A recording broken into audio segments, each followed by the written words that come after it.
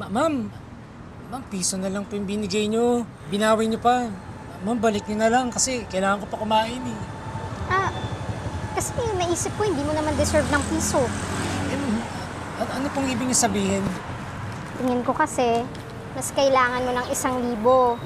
Ayan, ipangbili mo ng masarap na pagkain. Deserve mo yan, kuya. Ma'am, sobrang salamat po. Hulog po kayo ng langit. Oh, wala yun. Sis, bakit kinigyan mo yung pulubi? Ano yun? At wala yun, ate. Nagsishare lang ako ng blessing. Kasi, di ba, nabenta ko na yung kondo. Ayun, nakuha ko na yung commission ko. Kaya, binigyan ko na. Very good ka talaga, sister. Halika na nga.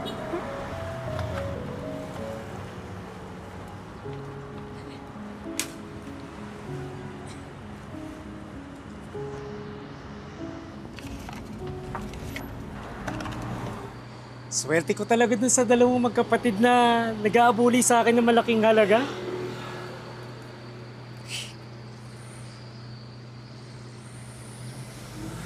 Wag kang magpakampante.